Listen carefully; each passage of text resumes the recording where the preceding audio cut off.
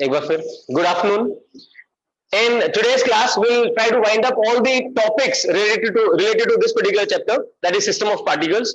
Now, what are we left with? We are left with understanding of rolling motion. थोड़ा सा उसमें बचा हुआ है. Along with that, we need to understand conservation of angular momentum. तो बिना time खराब किए वो करना शुरू करेंगे. बट आपसे मैं दो डेफिनेशन सुनूंगा. Raise hand whoso wants to answer. Online वालों, right? Raise hand to answer.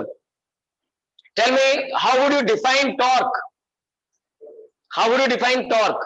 Raise hand. Come on, quick. Yes.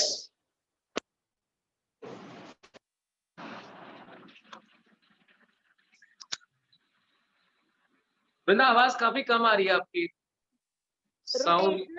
Rotational effect of force. Rotational effect of force is called torque. But exam में अगर आएगा तो ये मान के चलो कि तो बेसिक आपने बता दिया. एग्जैक्ट क्या बताना पड़ेगा? It may be defined as the product of perpendicular distance from origin. Exactly, very good. Force and perpendicular distance from axis of rotation. अब तो रट गया होगा ना अच्छे सबको. ऑनेस्टली हैंड रेज करना किस किस ने it causes angular acceleration. Exactly Dhananjay. अच्छा, तो जब भी टॉर्क एक्ट करेगा तो क्या एंगुलर एक्सेलरेशन आएगा? श्योरली. क्या टॉर्क हमेशा एंगुलर एक्सेलरेशन लगाएगा? क्या नेट फोर्स अगर है किसी ऑब्जेक्ट के ऊपर तो एक्सेलरेशन पक्का आएगा? नहीं. तो क्या करेगी फोर्स फिर? ऐसे बात कर लेते हैं कि अगर एक ऑब्जेक्ट के ऊपर नेट फोर्स लगी हुई है. नेट फोर्स का मतलब समझो. आई एम सेइंग कि नेट अनबैलेंस्ड फोर्स लगी हुई है, उसके ऊपर कुछ अनबैलेंस्ड फोर्स है. तो क्या अनबैलेंस्ड फोर्स की वजह से एक्सेलरेशन आएगा या नहीं आएगा? अच्छा, अगर आप कहते हो कि नहीं आएगा तो ऐसे समझाओ कि सर अगर हम फोर्स लगाएंगे, एक ऑब्जेक्ट के ऊपर नेट फोर्स लग रही है, तो क्या होगा? उसका मूवमेंट आएगी. अच्छा, मूवमेंट कहां से की आपने? रेस्ट से. रेस्ट से कोई चीज चलेगी तो फोर्स एक्सेलरेशन तो प्रोवाइड करेगी ना. तो एक छोटी सी बात को समझो. F equal to M A तो हम सबको पता है ना. F equal to M A.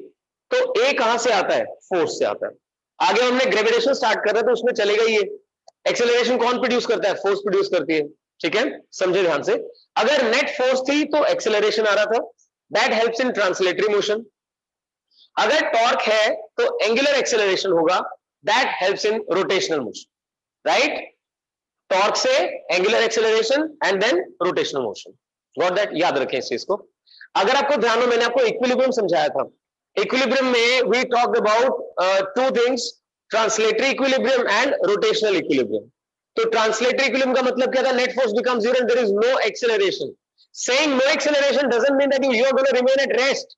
You may travel with constant velocity. Similarly, ये चीज दिमाग में सही से बैठनी चाहिए कि आप जैसे फैन को देख रहे हैं इस टाइम, आप जहां भी बैठे हैं वहां पे फैन चल रहा है, उसे देखो ध्यान से. क्या इसकी एंगुलर वेलोसिटी चेंज हो रही है? कैसे हो रही है समझाएं. I didn't say velocity, I said angular velocity. अब फिर पूरी बात ध्यान से सुनना. फैन की वेलोसिटी होती ही नहीं है. फैन की कोई वेलोसिटी नहीं है. रीजन बीइंग, मैं अभी खड़ा हूं और घूमने लगूं तो मेरी वेलोसिटी नहीं है, मेरी एंगुलर वेलोसिटी है. जब मैं ऐसे चलने लगूंगा तब मेरी वेलोसिटी है. या मैं अगर इस मार्कर को ऐसे घुमाने लगता हूं तो ध्यान देना, इफ यू से कि सर ये जो ब्लैक स्ट्रिप है ना, ये सर्कल में घूम रही है, so it has got velocity which changes with time. Got that? आप अगर एक जगह पे खड़े होकर घूमने लगो, स्पिन करो, तो आपने सपोज अपनी आर्म स्प्रेड की हुई है, तो आपके फिंगर के पास तो वेलोसिटी है, it is revolving in a circular path. But आप जो स्पिन करें तो ओवरऑल आपके बारे में बोलने का मतलब आपके सेंटर ऑफ मास के बारे में बोलना. आपके सेंटर ऑफ मास की कोई वेलोसिटी नहीं है. Similarly right now the hang fan does not have any velocity, it has got angular velocity. So वो थिंकिंग प्रोसेस थोड़ा सा चेंज करने की जरूरत है. क्लियर? अब यहां से अगर मैं आपको वापस व्हील के ऊपर ले जाऊं, कार का व्हील, कार के व्हील की वेलोसिटी का मतलब है उसके सेंटर ऑफ मास की velocity. So when you are addressing a particular object and talking about its velocity, you are basically talking about velocity of center of mass, right? आपने कल समझा कि अगर एक व्हील रोल करता है तो all the points on it have got superposition of two velocities. बताइए जरा कौन कौन सी वेलोसिटी थी? Translational velocity of centre of mass plus rotational velocity about centre of mass. तो V naught and omega naught r, अगर वो same direction में है तो प्लस हो गए स्केलर फॉर्म में, अगर वो परपेंडिकुलर बन जाते हैं तो स्केलर फॉर्म में under root of a square plus b square करना पड़ता है. So that is it. ठीक है, अब इसको अगर रिवाइज करते हो, जैसे मतलब कल आपने फर्स्ट टाइम किया, अभी मेरे साथ रिवाइज कर रहे हो, तो क्या अब आप ये लिंक कर पा रहे हो कि इसके अंदर जो आपने कॉन्सेप्ट अप्रोक्सीमेटली 3 मंथ्स बैक पढ़ा था वेक्टर का कॉन्सेप्ट, वो भी यूज हो रहा है. आपने फोर्स पढ़ा था दो महीने पहले, वो फोर्स का कॉन्सेप्ट भी यूज हो रहा है. Slowly will come to know कि काइनेटिक एनर्जी भी यूज होती है, जो कल डिराइव करवाया था. K is equal to half mv square, that is for center of mass. K is equal to half I omega square, that is for rotation. Rolling की find करने जाएंगे तो half mv square plus half I omega square दोनों use करनी पड़ती है. ठीक है, ये सब कल बता दिया था मैंने आपको. तो वी आर टॉकिंग अबाउट कि भाई टॉर्क जो होता है, अगर एक बॉडी के ऊपर नेट टॉर्क लग रहा है तो डेफिनेटली उसका इफेक्ट क्या होगा? उसका इफेक्ट होगा एंगुलर एक्सेलरेशन. अगर वो एंगुलर एक्सेलरेशन ओमेगा की डायरेक्शन में है तो क्या करेगा? अगर एक्सेलरेशन वेलोसिटी की डायरेक्शन में हो तो क्या करता है? If the acceleration is in the direction of velocity, what effect does it produce? It increases velocity. आप गाड़ी चला रहे हैं और उसे एक्सेलरेट कर रहे हैं, तो जो लीनियर एक्सेलरेशन है वो वेलोसिटी की डायरेक्शन में है, so velocity increases. But if you apply brakes, as you apply brakes, the acceleration is opposite to velocity. अगर वो opposite to velocity हो गया तो क्या होगा? Velocity reduces. That's simple. तो होता क्या है, जैसे ही मैं आपसे क्वेश्चन पूछता हूं तो आप उसको ना थ्योरेटिकल मत सोचा करो, you have to correlate certain practical situation with that. जैसे मैंने कहा acceleration in the direction of velocity, तो आपको सोचना है जब मैं स्कूटी चलाता हूं या चलाती हूं या कार चलाता हूं या चलाती हूं, तो उस टाइम पे जब एक्सेलरेट करते हैं then acceleration is parallel to velocity, और जब ब्रेकिंग करते हैं acceleration is opposite to velocity. Clear हुआ? ठीक है. So similarly when we talk about torque, we talk about omega and alpha. Fan का एग्जांपल मैंने आपको बड़ी बिगिनिंग में दिया था. If you just switch it on, आप रूम में एंटर हुए and you just switch on the fan, what happens? The initial angular velocity was 0, but now because of that torque, अब बता देगा ना, टॉर्क की वजह से क्या प्रोड्यूस हुआ? Angular acceleration. मैम टॉर्क की वजह से फोर्स नहीं लग रही, फोर्स की वजह से टॉर्क आ रहा है. आप कैसे बोलते हैं कि torque is the rotational effect of force? So कोई फोर्स है जिसने टॉर्क जनरेट किया और टॉर्क ने क्या प्रोड्यूस किया? Angular acceleration. सीक्वेंस समझो, फोर्स ने एक्सेलरेशन ने वेलोसिटी, फोर्स ने टॉर्क घुमाने वाला, टॉर्क ने एंगुलर एक्सेलरेशन, और एंगुलर एक्सेलरेशन ने एंगुलर वेलोसिटी को अफेक्ट कर रहा है. ये सीक्वेंस क्लियर होना चाहिए माइंड के अंदर. Hope it's clear now? सबको समझ आ रहा है? चलिए, and the second definition I want to know is radius of direction. तो डिस्कस हो गया हमारा पहले. आप मुझे बताएं, what are the factors on which moment of inertia depends for online students? Come on, what are the factors on which moment of inertia depends, and is it a scalar quantity और a vector quantity? बाकी लोग भी hand raise करें भाई, एक ही बच्चा बताएगा क्या सब कुछ? Aditya, Anshika, where are you? Jiten, easy question है, आंसर करो यार. जान्या, मंशा, पर्व, सिया, तनिषा, वंशज, कोई तो बताओ. हाँ, कुछ लोग तो अब कर रहे हैं हैंड रेज. हाँ धनंजय, आप आंसर कर सकते.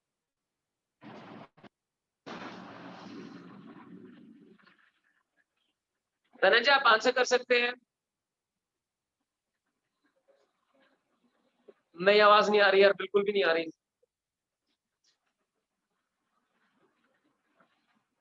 हाँ वृंदा, आप ही बोल दो, कोई बात नहीं. Sir, choice of axis of rotation, mass distribution choice of axis. around that axis, Distribution of mass, right? and And? shape and size of the object. Very good. ठीक है.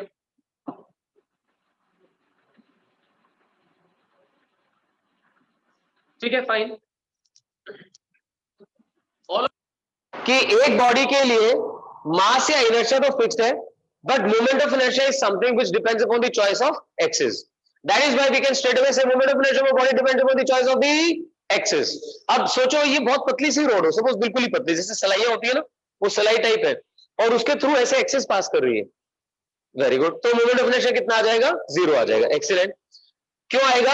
आप जैसे इसको देख सकते हैं, अगर ऐसे एक्सिस पास करी तो मास सारा ही एक्सिस के ऊपर पड़ा हुआ है, उसका डिस्ट्रीब्यूशन है ही नहीं इधर उधर. We need certain distance from the axis. Very good. और अगर इस एक्सिस के अबाउट करते हैं जो कि सेंटर से पास कर रही है, अब मेरे क्वेश्चन का फिर से आंसर करना सोच के.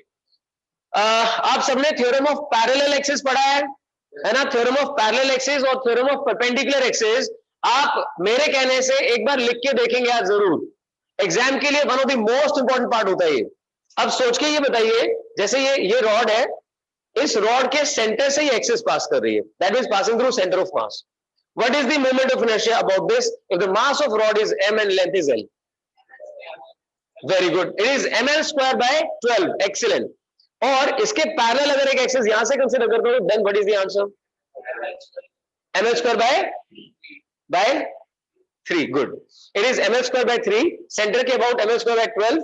ये दोनों रहते हैं. अगर थ्योरम ऑफ पैरेलल एक्सिस लगाते हैं तो ml square by 12 plus m into distance square. That distance is l by 2. Very good. ये बताइए, क्या हम थ्योरम ऑफ पैरेलल एक्सिस किसी भी शेप की बॉडी पे अप्लाई कर सकते हैं? Can we use theorem of parallel axis for any shape of an object? बोलें, आपको क्या लगता है? कर सकते हैं? कर सकते हैं. ठीक है, मुझे ऑनलाइन आंसर भी यस आ रहे हैं. आपने नो क्यों बोला? हाँ जी सर जी. सर जी, थ्योरम ऑफ परपेंडिकुलर एक्सिस है, जो किसके लिए एप्लीकेबल है? लैमिना के लिए. ठीक है, चलो कोई बात नहीं. सो सभी अच्छे से अंडरस्टैंड करें कि जो थ्योरम ऑफ पैरेलल एक्सिस है that is applicable for any shape of the object, but the condition is, उसको कंप्लीट करना सेंटेंस को. Condition is that one of the axis must pass through centre of mass. Very good. If one axis passes through center of mass, then you can consider any parallel axis and find moment of inertia about it. But in case we talk about theorem of perpendicular axis, we need dash plane lamina. Excellent. तो plane lamina में आपको 3 axis consider करनी पड़ेंगी. One axis perpendicular to plane and 2 axes in the plane which have to be perpendicular to each other. Got that? ठीक है. तो फटाफट से बताएं, अगर मैं एक रिंग कंसिडर करता हूं जिसका मास m है, रेडियस r है, what is the moment of inertia about central axis? mr square. very good. Disc का बता देना फटाफट. डिस्क का mr square by 2. आप लोग जो ऑनलाइन बैठे हैं आपको मैं दूंगा, you know, think of it or speak out wherever you are sitting. fine. so ring के लिए mr square, डिस्क के लिए mr square by 2. अब आंसर करें सॉलिड स्फीयर के लिए. 2/5 mr square. और hollow sphere 2/3 mr square. excellent. I hope ये सब आपको क्लियर हो गया. सोचो, ऐसे क्वेश्चंस भी बनते हैं कि घर पे मान लो कारपेट है आपके पास, बढ़िया सा कारपेट आपने बिछा रखा है, आप उसको रोल करते हैं ना. कारपेट को अगर रोल कर दे तो क्या उसका, ध्यान से सुनना, क्या उसकी जो एनर्जी है, पोटेंशियल एनर्जी है, वो इंक्रीज हो जाएगी? Would be potential energy increase? Carpet को आपने फ्लोर के ऊपर स्प्रेड कर रखा है, ऐसे पड़ा हुआ है, फिर आपने उसको ऐसे करके रोल करना शुरू किया. रोल करते गए तो क्या एक सिलिंड्रिकल शेप बन जाती है, right? So does the potential energy increase जब मैं रोल करता जाता हूं? क्यों? क्योंकि उसका सेंटर अब ऊपर उठने लगता है. वृंदा ध्यान से सुनो, what we are saying, it was spread and then we start rolling it. जैसे हैंकी है, मैं इससे एग्जांपल देता हूं यार. ये देखो, सपोज ये कारपेट है और ऐसे फ्लैट पड़ा हुआ है और मैंने इसे रोल करना शुरू किया.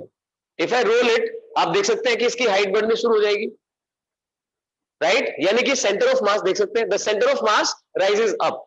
That's why the potential energy keeps on increasing.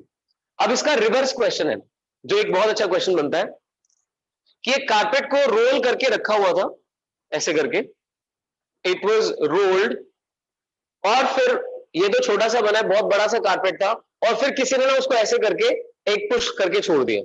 जैसे पुश करके छोड़ोगे तो क्या होगा? खुलता चला जाएगा, राइट? तो उसके खुलने में जब रेडियस आधी हो गई, सोचो कैसे कैसे क्वेश्चंस बनाते हैं लोग, पता नहीं वेले लोग है ना. तो जब वो आधा खुल गया, या ये बोलो कि उसकी रेडियस आधी रह गई, तो उस समय उसकी रोटेशनल काइनेटिक एनर्जी कितनी है? Getting this?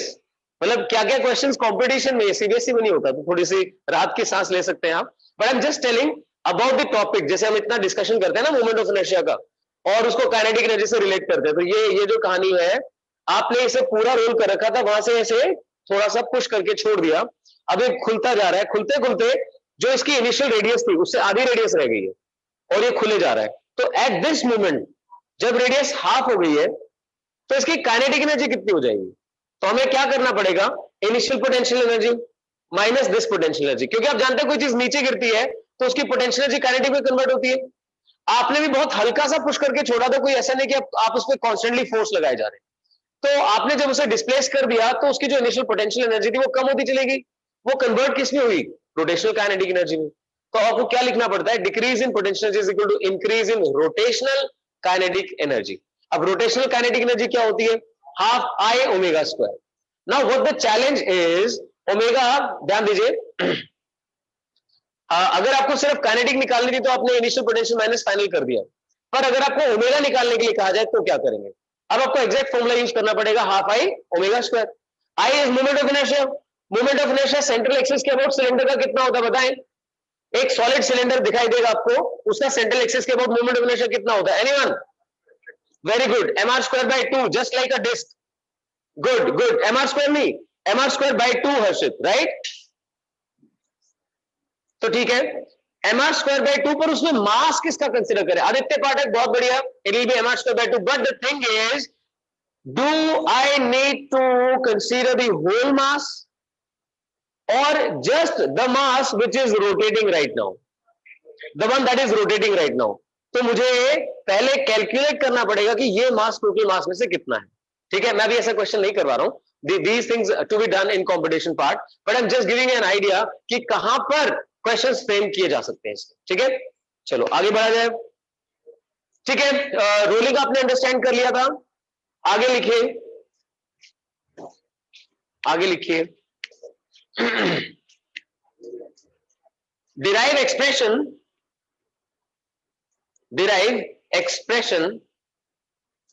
for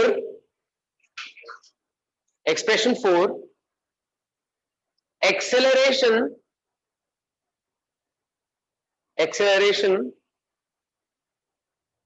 comma velocity gained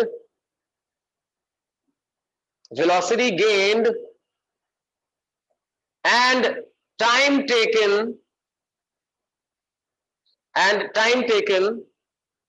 when a round object, अब राउंड ऑब्जेक्ट में क्या हो सकता है, रिंग भी हो सकता है, स्फीयर भी हो सकता है, right? Round object rolls down an inclined plane,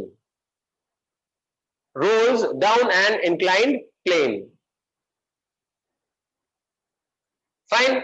तो अब समझिए ध्यान से क्या है, ऐसे करके एक इंक्लाइंड प्लेन बना दीजिए, दिस एंगल बीइंग थीटा, बस बातें नहीं करें, आई वांट कि हम इसे अच्छे से चैप्टर को निपटा दें आज, तो थोड़ा सा कोऑपरेट करें, कंसंट्रेशन से काम करें।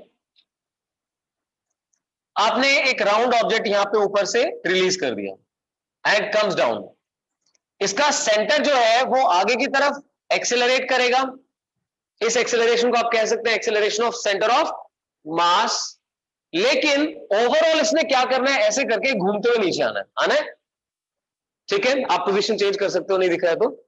So it is gonna roll down. मुझे सिचुएशंस डिस्कस कर रही है, ट्रांसलेटरी मोशन की भी और रोटेशनल मोशन की भी। व्हाट डू यू से, कहां से शुरुआत की जाए? सबसे पहले क्या करूं, सबसे पहले मुझे फोर्सेस शो करनी है। कोई भी मैकेनिक्स की प्रॉब्लम आप डिस्कस कर रहे हैं जिसमें एनर्जी की बजाय फोर्सेस का डिस्कशन है, like you will find acceleration, acceleration कौन बताएगा, फोर्सेस बताएंगे। अब इंपॉर्टेंट क्या है इसके बारे में, we have to consider both the situations, that is translatory motion as well as rotational motion, तो दोनों की इक्वेशंस बनेंगी। तो पहले ध्यान से सुन लीजिए, इस क्वेश्चन को सॉल्व करने के, it's slightly different from the one जिसमें आप बॉक्स रखते थे और वो स्लाइड करके आता था। कोई आंसर कर सकता है, अगर एक बॉक्स को मैं यहां पे रख दूं स्मूथ सरफेस के ऊपर, तो डाउनवर्ड किस एक्सेलरेशन से स्लाइड करके आता है? अगर एक इंक्लाइंड प्लेन है एट एंगल थीटा और मैंने एक बॉक्स रख दिया स्मूथ सरफेस के ऊपर, वो नीचे जब स्लाइड करके आता है तो उसका एक्सेलरेशन कितना होता है? जैसे आप m बोलोगे तो फोर्स बन जाएगी। We have to talk about acceleration. फिर भी बोलो आप क्या कह रहे थे, mg, okay. Down the plane, बिल्कुल सही बोल रहे हैं आप लोग जो ऑनलाइन लिख रहे हैं, तुम लोग देख के लिख रहे हो, कह रहे तो कोई भी आंसर नहीं बता रहा, क्या चक्कर है इसमें? देखिए जो डाउन द प्लेन एक्सेलरेशन आता है that comes out to be g sine theta.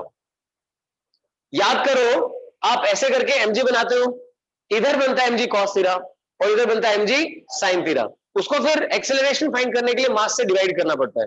That gets you answer as g sin theta. So अगर बॉक्स होता तो g sin थीटा से स्लाइड करता। अभी आप देखना इसका आंसर कुछ उससे मिलता जुलता आएगा, but would be slightly different from that because of the rotational effects, right. But अब बात ये आती है कि सर डेरिवेशन करनी कैसे है, करवा दो, बातें क्यों कर रहे हो। तो चलो देखो, आप mg डाउनवर्ड्स कंसिडर करेंगे, कौन कौन सी फोर्सेस एक्ट कर रही है वो देख लेते हैं। mg is acting vertically downwards and normal reaction acts like this, this is normal. याद रखिए we would not be able to observe pure rolling अगर मैंने स्मूथ सरफेस कंसिडर कर दिया। स्मूथ सरफेस में सीधा नीचे स्लाइड करता हुआ आ जाएगा, तो हमें इसे रफ कंसिडर करना पड़ता है। It is rough. तो फ्रिक्शन एक्ट करेगा बैकवर्ड, इधर से बनाते जाए mg downwards, friction backwards, normal reaction in this direction. अभी हो सकता है आप मुझसे एक बार भी ना पूछोगे सर फ्रिक्शन पीछे क्यों कंसिडर किया, क्योंकि आपको लगता है कोई चीज आगे की तरफ जा रही है तो फ्रिक्शन पीछे लगेगा। तो सोच मेरे भाई सत्यार, जब तू चलता है, जब हम चलते हैं भागते हैं तब फ्रिक्शन कहां लगता है, फॉरवर्ड और बैकवर्ड। अगर आप अभी बैकवर्ड बोल रहे हैं तो फिर क्लास के बाद मैं एक दो घुसे मारना चाहूंगा आपको। ध्यान से सुनिए, आपको अच्छे से समझाया था कि जब आपको चलना होता है तो आप पांव को पीछे की तरफ पुश करते हैं, आगे जाना है तो पांव को पीछे की तरफ पुश करते हैं, तो वो जो ग्राउंड है वो आपको आगे की तरफ पुश करता है। तो याद रखना, जैसे मैं आपको बार बार बोलता हूं, आप आज जितने कदम चलो, चलते हुए सोचना फ्रिक्शन तू कहां लग रहा है, फ्रिक्शन हमेशा कहेगा मैं आगे लग रहा हूं। लेकिन जब आप रुकने की कोशिश करते हैं, when you try to slow down, in that case friction की आवाज आएगी कि मैं बैकवर्ड्स लग रहा हूं। तो उसकी आवाज सुनना आज मन से, ठीक है। चलो वापस आते हैं, इसमें फ्रिक्शन बैकवर्ड क्यों है, ध्यान से सुनिए।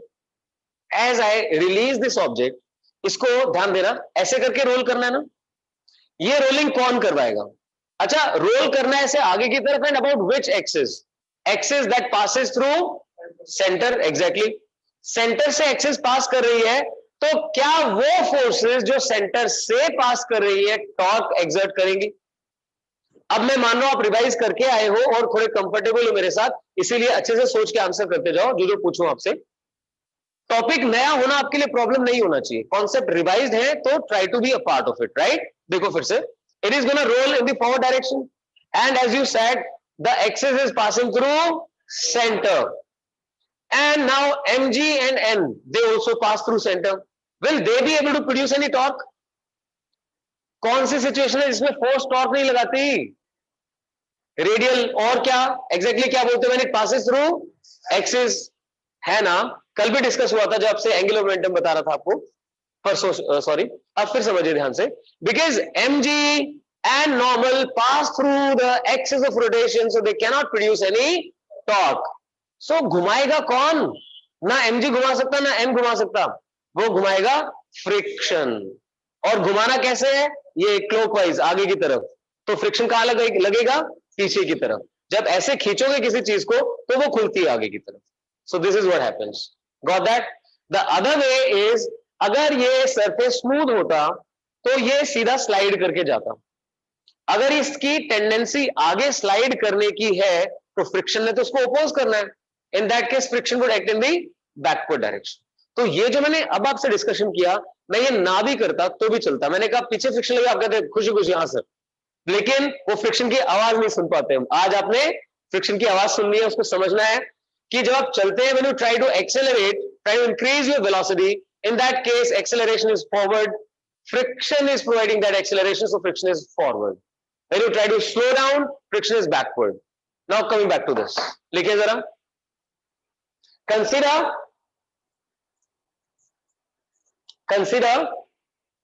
a round object of mass m and radius r, round object of mass m and radius r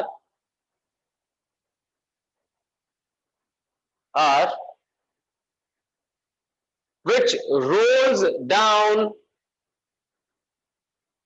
a rough surface, rough inclined surface, rolls down a rough inclined surface making angle theta with horizontal. Making angle theta with horizontal. As shown. As shown.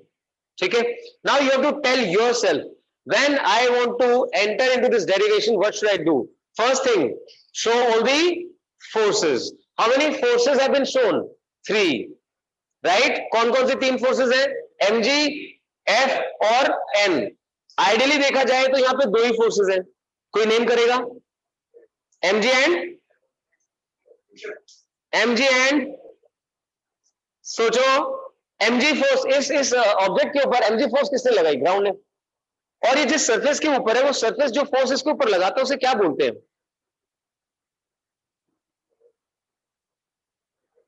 कोई normal बोल रहा है, कोई friction बोल रहा है. हर्षित का answer सही है. Contact force. बोलो, आप में से भी कोई हर्षित है? Sir, contact force. Anybody happy here? Harshit means happy. बोलो शाबाश. नहीं. अच्छा ये बताओ, you are sitting on a bench, right? Bench आपको कौन सी फोर्स लगा रहा है? बेंच आपको कौन सी फोर्स लगा रहा है? नहीं लगा रहा. चलो धन्य है हम. अब सुनिए, आगे सुनिए. आप सबने पढ़ा है, when to surfaces come in contact,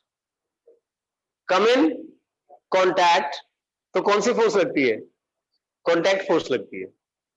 I hope every one of us knows. Recall नहीं कर पा रहे हैं, बता नहीं पा रहे, but I am damn sure कि आप सुनेंगे तो याद आ जाएगा. That when two surfaces come in contact, they exert contact force on each other, which has got 2 components, one perpendicular to surface called normal reaction, other one tangential to the surface called friction. आई बात समझ में भाई? तो याद रख लोगे. सो फिर आप जब एक सरफेस को दूसरे सरफेस के कांटेक्ट में लेके आते हैं, बोला ही क्या है? Contact. When two surfaces come in contact, what kind of force acts? Contact force acts. That contact force has got 2 components. One perpendicular to surface called normal reaction, the other one tangential to the surface called friction. Please इसे याद रखें. ठीक है? चलो इधर देखो. अब मैं बोल रहा हूं कि चलो 3 फोर्सेस है, फ्रिक्शन है, नॉर्मल है और mg है. इनका काम क्या है? 2 चीजें होनी है. पहली, सेंटर ऑफ मास एक्सेलरेट करेगा. वो तो रोल नहीं करेगा. सेंटर ऑफ मास तो सीधा चलेगा, राइट धनंजय? ये सीधा जाएगा. तो उसके लिए मुझे फोर्सेस की इक्वेशन बनानी पड़ेगी. Net force is equal to mass into acceleration. Got that? Second is, whole body is going to rotate about center of mass. So then I need to talk about torque. यानी मैं 2 तरह की equations बनाऊंगा. पहली translation की, दूसरी rotation की. Translation बोलते दिमाग में क्या आया? F is equal to ma type. Rotation बोलते क्या क्लियर हुआ? Tau, torque is equal to I into alpha. वही बोल रहा हूं, मतलब जिस चीज से हम कंफर्टेबल नहीं है ना, उसको ज्यादा करना चाहिए. F is equal to ma, tau is equal to I into alpha. ठीक है? अब चलो सॉल्व करना शुरू करते हैं. बनाइए फटाफट. mg, f और n बन गया. अब मुझे इनको कहां रिजॉल्व करना चाहिए? जहां पर एक्सेलरेशन है. एक्सेलरेशन कौन से डायरेक्शन में है? याद है आपको ये बताया गया था कि फोर्सेस को किन 2 डायरेक्शंस में रिजॉल्व किया जाता है? जहां पे एक्सेलरेशन और दूसरा उसके परपेंडिकुलर. सो माय डियर, ये जो फ्रिक्शन है और नॉर्मल रिएक्शन, ये तो ऑलरेडी इन 2 डायरेक्शंस में है. बचा कौन? mg.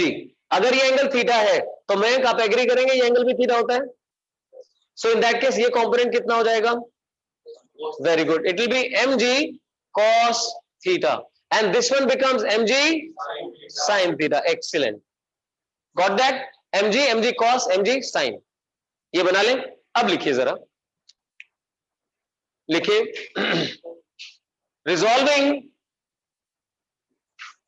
resolving all the forces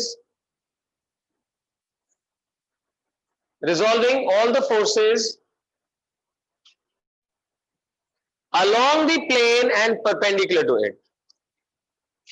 No worries Dhananjay. Along the plane, resolving all the forces along the plane and perpendicular to it or normal to it.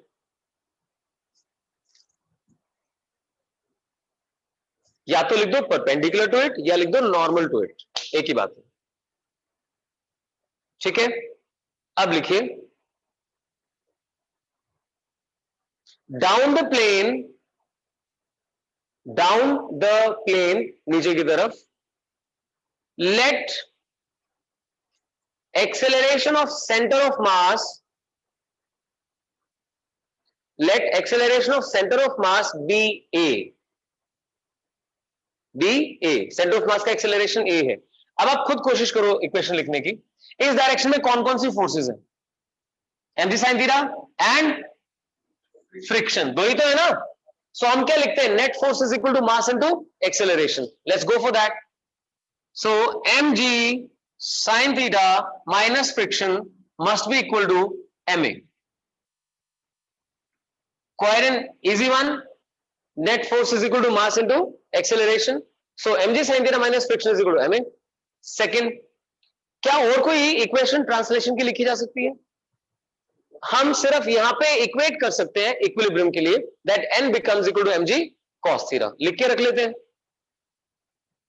n is equal to mg cos theta। Second, so translation का काम खत्म, और तो कुछ नहीं लिख सकते। Now let us talk about rotation. तो आप सजेस्ट करो हमें, जैसा कृष्ण ने कहा, हमें टॉर्क किसके अबाउट देखना है? सेंटर के अबाउट देखना है। And we all discussed the forces that pass through centre can not produce torque. That means we can not talk about mg और n। सो टॉर्क किसका लिखना है? किसके वजह से टॉर्क लिखना है? फ्रिक्शन। आपको याद है टॉर्क कैसे लिखते हैं? Force into perpendicular distance. It is that easy. So kindly tell me, मुझे क्या लिखना है? टॉर्क के लिए मुझे फ्रिक्शन को किससे मल्टीप्लाई करना है?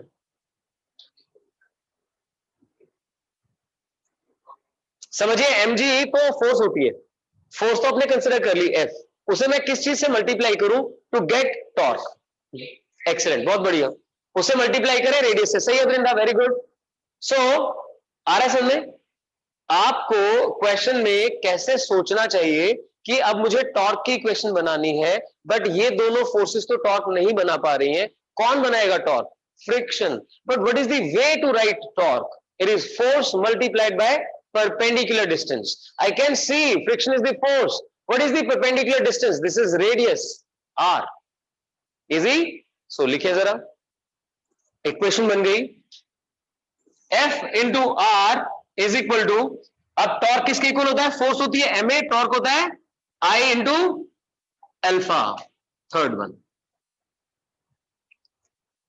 ठीक है, torque is I into alpha. Now this is a new equation for you. आप अभी तक F इक्वल टू ma तो यूज करते रहे हैं, बट ये आप शायद पहली बार यूज कर रहे हैं। But you can see it's not that tough to identify things. Friction into R, right? अब क्या करना पड़ेगा? देखो, F into r, I alpha बन गया। ये जो अल्फा है इसे मुझे वापस A की फॉर्म में कन्वर्ट करना पड़ेगा। कैसे करते हैं? Centre is going ahead with A। अगर आप प्योर रोलिंग कंसिडर करना चाहते हो, कल आपने कंडीशन की थी प्योर रोलिंग की, v naught is equal to omega naught r, था ना? जितनी वेलोसिटी आगे की तरफ है उतनी वेलोसिटी पीछे की तरफ चाहिए बॉटम पे, तो v naught is equal to omega naught r। अब बात हो रही है एक्सेलरेशन की, तो जितना एक्सेलरेशन आगे की तरफ उतना ही एक्सेलरेशन। अब कोई मुझे बताए टेंजेंशियल एक्सेलरेशन का एक्सप्रेशन क्या होता है? वो सेंट्रीपिटल का होता है, AC। टेंजेंशियल का पूछ रहा हूं मैं आपसे। अभी कुछ दिन पहले किया था हमने, सत्ता सीधा बैठ, बिल्कुल है ना, मजा तभी आता है। और आप जब पार्टिसिपेट करते हो तो और अच्छा लगता है। कोई नहीं, फ्रिक्शन की बात सुननी है हमने, लेकिन अभी मेरी बात सुननी है, ठीक है? Try to contribute. सुने फिर ध्यान से आप। हाँ जी, कोई कुछ लिख के बता रहा है? आप लोग सोचो तब तक टेंजेंशियल एक्सेलरेशन कैसे लिखेंगे? v square by r। Vrinda, v square by r या omega square into r is centripetal acceleration. Dear, I am asking about tangential acceleration. Why am I asking about it? Look at this. ये जो A आगे की तरफ है, जैसे कल आपने सारा V और ओमेगा के लिए डिस्कशन समझा, same discussion stands right in case of acceleration also. Centre of mass का एक्सेलरेशन आगे है तो सारे पॉइंट्स का एक्सेलरेशन A आगे होगा, लेकिन उसके साथ साथ रोटेशन की वजह से टेंजेंशियल एक्सेलरेशन पीछे की तरफ, आगे की तरफ, ऊपर की तरफ, वो भी तो होगा ना। सो याद करो टेंजेंशियल एक्सेलरेशन अभी 4-5 दिन पहले लिखा हम लोगों ने, एक डेरिवेशन करवाई थी, tau is equal to I alpha, उसमें लिखा था अल्फा इंटू आर। देखो v होता है ओमेगा इंटू आर, ऐसे याद कर लो, v होता है ओमेगा इंटू आर और a होता है अल्फा इंटू आर। लेकिन वो कौन से वाला a होता है? टेंजेंशियल वाला होता है, ठीक है? चलो सो लिखे for pure rolling a must be equal to alpha into r, ठीक है, दिस इज माई इक्वेशन 4। तो पहले ये क्लियर करें कि कहां क्या मेहनत करनी है। सबसे पहले ट्रांसलेशन देखना है, mg sin theta minus f is equal to ma, n is equal to mg cos theta. Then talk about rotation, rotation में क्या आया, इन दोनों का टॉर्क नहीं बनेगा, f का टॉर्क होगा f into r is equal to I into alpha. एक चीज से आप कंफर्टेबल तब होते हैं जब उसको काफी बार कर लेते हैं, सो आई सजेस्ट इसे दोबारा घर पे लिख के देखेंगे आप। देन प्योर रोलिंग के लिए जैसे कल आपने समझा था v naught is equal to omega naught r, here we need to understand that a is equal to alpha into r, क्योंकि ये जो रोटेट करेगा उसमें आपको एंगुलर एक्सेलरेशन अल्फा कंसीडर करना पड़ेगा। फैन का एग्जांपल देता हूं मैं आपको, when we switch on the fan the angular velocity initially was 0, but as it keeps on rotating its angular velocity keeps on increasing, who increases it, alpha, right, तो वही alpha ये बन रहा है। हो गई भाई इक्वेशंस। अब क्या करो, सब्स्टिट्यूशन करते चले जाएंगे। Alpha can be written as a by r, we just put it here, लिखें equation 3 becomes f into r is equal to I into a by r, f into r is equal to I into a by r, ये मैंने fourth से pick किया, मेरे साथ साथ लिखते जाइएगा। This is one very important derivation जो एग्जाम में आती है। सो अब f लिख दीजिए, f becomes equal to I a by r square, f becomes I a by r square, done. इसे उठा के फर्स्ट में रख दीजिए। फर्स्ट इक्वेशन में mg sin थीटा नोन है, m नोन है, a ही तो अननोन है ना, आपने f को भी इन्हीं टर्म्स में फाइंड आउट कर लिया, just put it back here. लिखिए substituting in equation 1, substituting in equation 1 I get mg sin theta minus ia by r square is equal to ma।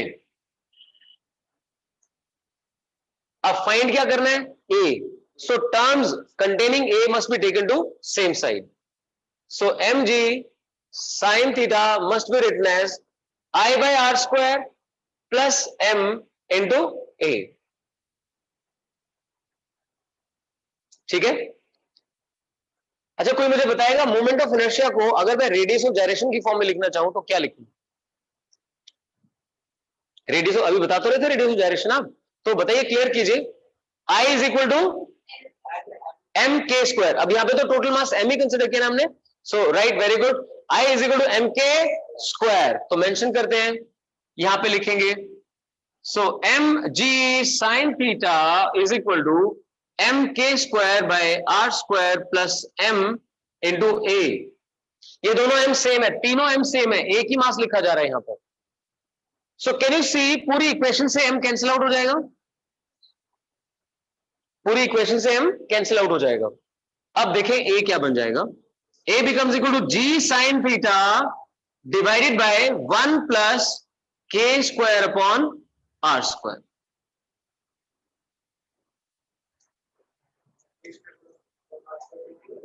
Sorry, table बनवाई थी मैंने आपको उसकी, वो डिस्कस करेंगे अभी, इसमें यूज होगी, ठीक है। सुनो भाई सभी ध्यान से, a becomes equal to g sin theta upon ये टर्म क्या है, 1 plus k square upon r square, that is what we gate.